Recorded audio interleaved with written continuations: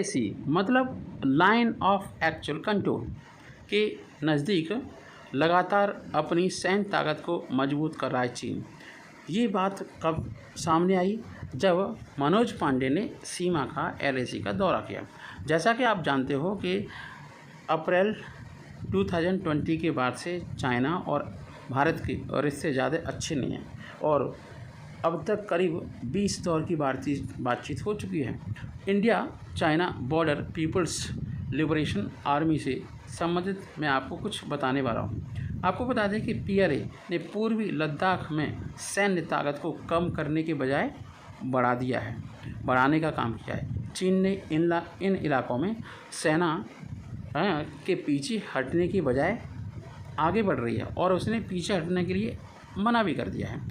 अगर हम देखें कि भारत और चीन के बीच सीमा विवाद ख़त्म होने का नाम ही नहीं ले रहा है, तो अब इसमें क्या हो सकता है?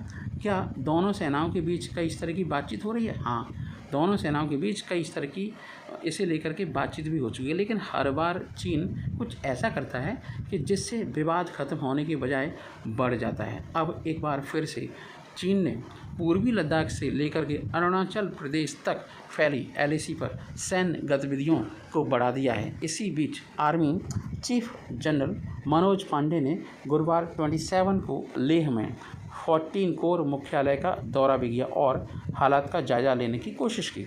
सीमा के बाकी इलाकों का भी दौरा आर्मी चीफ मनोज पांडे जी करने वाले हैं। आपको बताएं, टाइम्स ऑफ इंडिया TOI की रिपोर्ट में बताया गया है कि चीन सीमा के नज़दीक अपनी सैन्य ताकत को एक बार फिर बढ़ा रहा है। इस रिपोर्ट में ये भी बताया गया है कि आर्मी चीफ इस हालात को देखते हुए सीमा के कुछ और इलाकों का भी दौरा कर सकते हैं। हाल ही में पाकिस्तानी सीमा के पास जनरल पांडे ने सियाचिन ग्लेशियर का भी दौरा किया था। ये दौरे होते रहते हैं और उससे क्या होता है, स्थिति का जायजा लिया जाता है। सेना हटाने को लेकर होनी है बातचीत।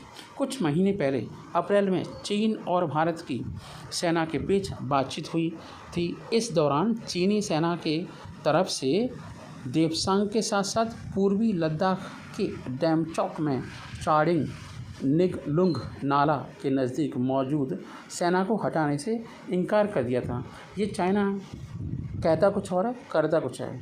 इसके बाद दोनों देशों के बीच कोर कमांडर स्तर की वार्ता 19वां दौर होना है। और आपको बता दें कि पीएलए भारी हथियारों के साथ मौजूद है। TOI की इस रिपोर्ट में बताया गया है कि पीपल्स लिबरेशन आर्मी ने पूर्वी लद्दाख में सैन्य टकराव को कम करने के बजाय अब तक कोई कदम भी नहीं उठाए और उसे करने की बजाय सेना के नंबर भी बढ़ा दिया है। मतलब नंबर ऑफ सोल्जर्स का इजाफा कर दिया है, गोला बारूद भी इजाफा कर दिया है। इसके उलट वो इस इलाके में लगातार अपनी सैन्य ताकत को मजबूत करने में जुटा हुआ है। चीन ने सीमा के इन इलाकों में चीनी सेना सतह से हवा में मार करने वाली घातक मिसाइलें, रडार, गोला बारूद के साथ मौजूद है और इसी को लेकर के कांग्रेस ने बीजेपी सरकार पर, प्राइम मिनिस्टर मोदी पर काफ़ी सारे सवाल दागे हैं और सवाल जायज़ हैं। आपको तो मालूम ही है, कोई भी सरकार हो, किसी की भी सरकार हो, लेकिन देश का इंटरनल सिक्योरिटी, बॉर्डर सिक्योरिटी ये सबसे इम्पोर्टेंट होती है। चीन से मुद्दे पर कांग्रेस ने भी मोदी सरकार को घेरा है और सवाल दागे हैं। कांग्रेस ने प्रधानमंत्री नरेंद्र मोदी और चीन के राष्ट्रपति शी जिनपिंग के G20 शिखर सम्मेलन के दौरान एक दूसरे का अभिवादन स्वीकार किए जाने संबंधी विदेश मंत्रालय के बयान को लेकर सवाल उठाते हुए पूछा, क्या बीजिंग के साथ सीमा विवाद सुलझ चुका था या फिर सुलझ गया है या सुलझने वाला है? तो इसका कोई जवाब नहीं आया है। पार्टी महासचिव जयराम रमेश ने सरकार से ये भी पूछा कि क्या आखिरकार चीनी सैनिक देपसांग और डेमचौक के पीछे हट जाएंगे? क्या ऐसा लगता है? नहीं, ऐसा नहीं लगता है। कुछ ना कुछ ये करके जाएंगे।